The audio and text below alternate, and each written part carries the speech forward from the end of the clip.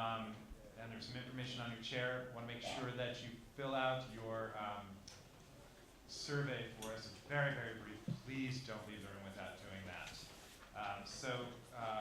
Paul? And you can just jump in to line at the microphone if you want to speak. Thank you. Good evening, everyone. My name is Paul Malloy. I'm the political director for the American Federation of Musicians, Local 802. You're talking about long-term versus short-term goals and wanting to change the world. And this is a long-term goal, because I think this is a little too broad for this discussion. I think the initiative that you've got, the 12 Manhattan community boards around, is brilliant, and Local 802, we support that.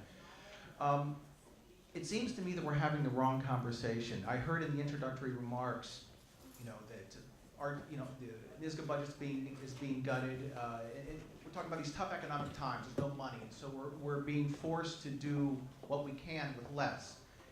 And I think we have to reject that premise. The whole idea is the money's not there, because basically what we have is a president, a governor, and a mayor who support financial aid for millionaires.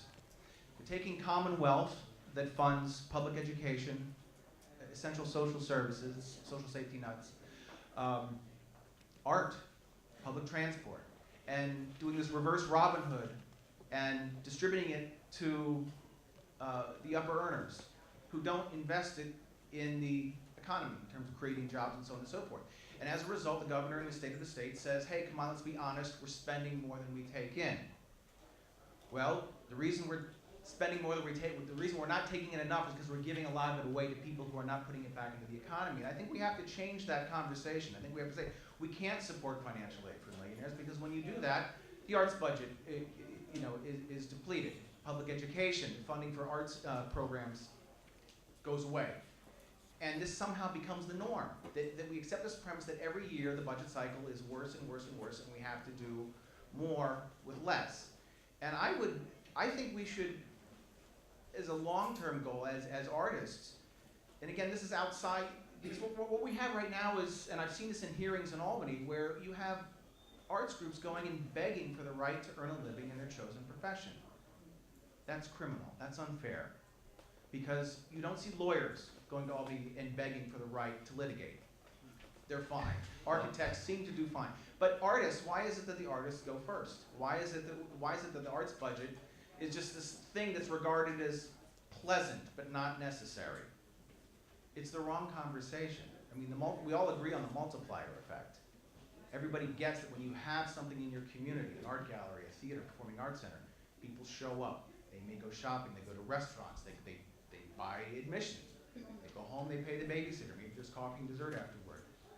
It generates all kinds of money in different segments of the economy apart from the arts industry. And so I guess what I'm saying is less of a question, more of an invitation that long term we really should change the conversation.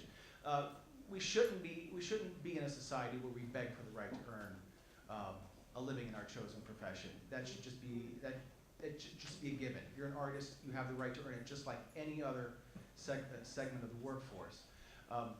That's it, but thank you for convening this hearing. I would say, thank you.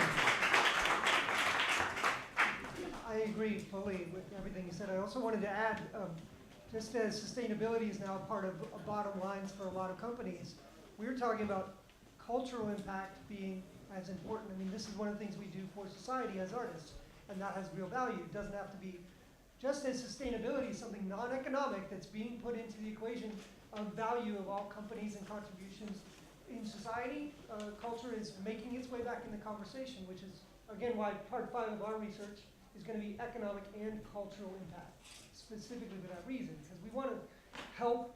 I think the conversation is already changing a little, but it's tiny. Hopefully it will be logarithmic, so that it'll start out small and build and build and build. And all of us need to help remind people that culture is beyond just economics, a very important value in our society.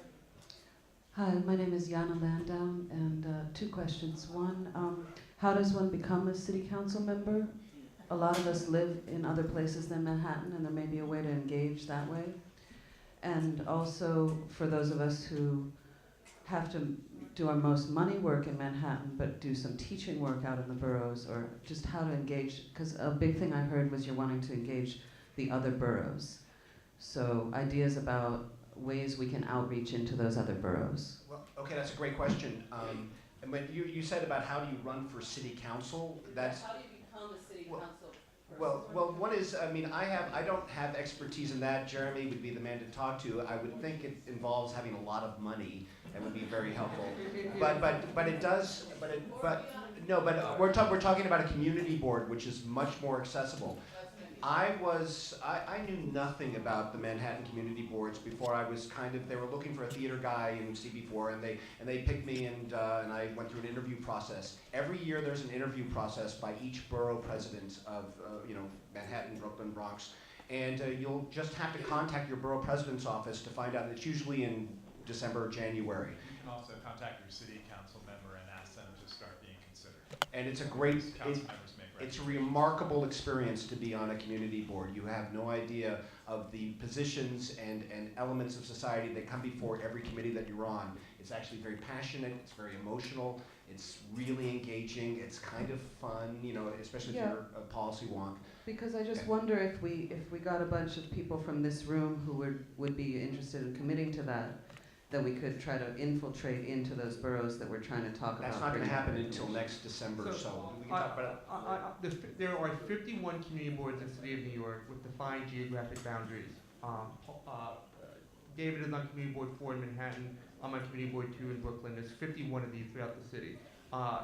Their size is mandated. I can't remember the total size. They all fall under the office of the borough president. However, as was just mentioned, half of the appointments to the community board are made by the local council member based on their recommendation to the borough president. It's a fixed term.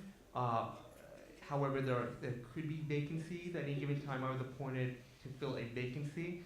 I know people in this audience, I won't call them out at all by name, but who are in the process trying to get a new local community board. I think it's an important process. I'm happy to talk to you or anybody else afterwards. But you have to make connections with your local elected officials. But it's a really important space. Okay, one more question, then we're going to shoot to the electric issue.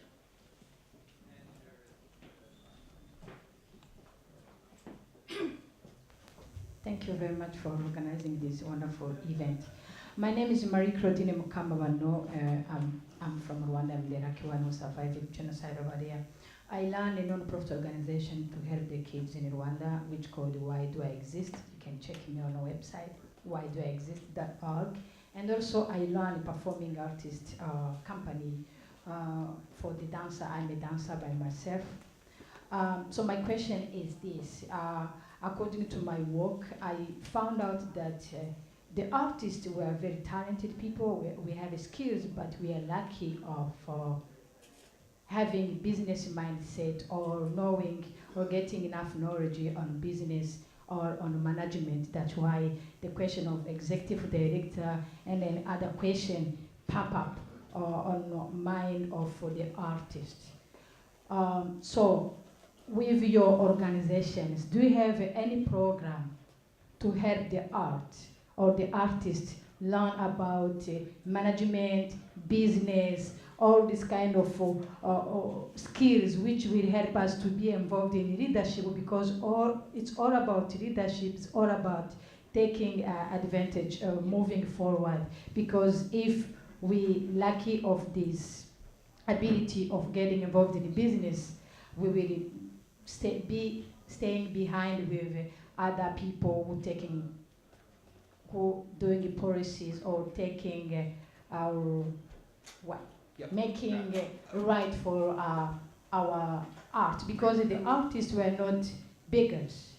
We are leaders, and then we're business people. No, can I say one thing? There are art support organizations, and they've been represented at this table right now.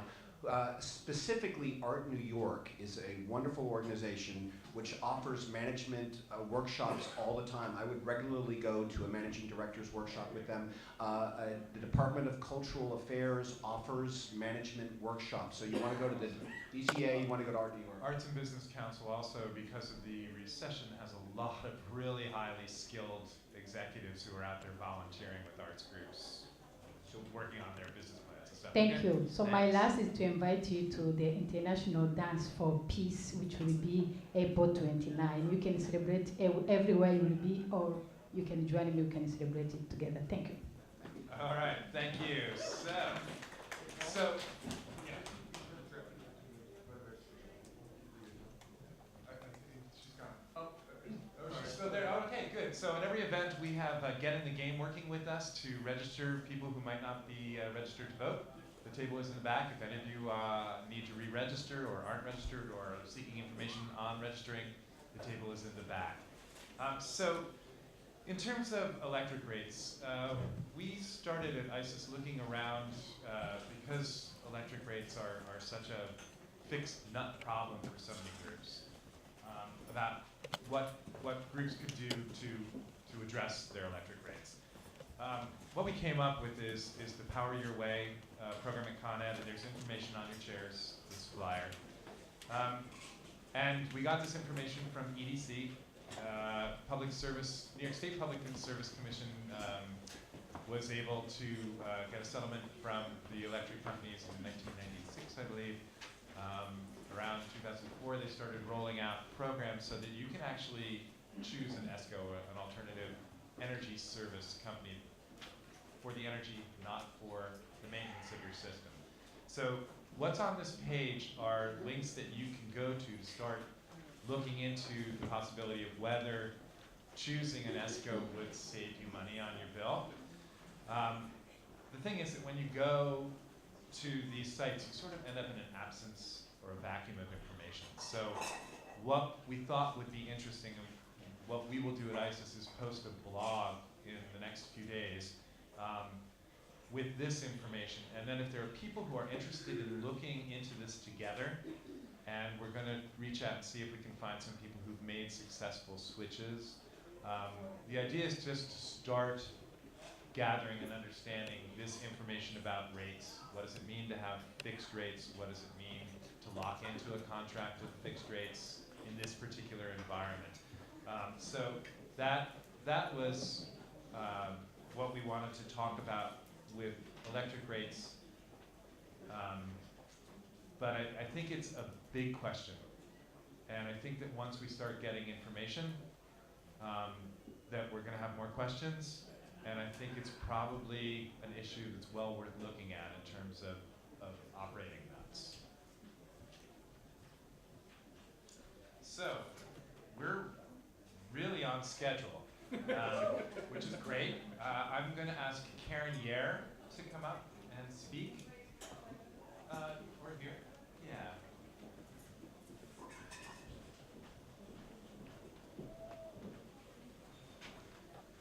Hello everyone.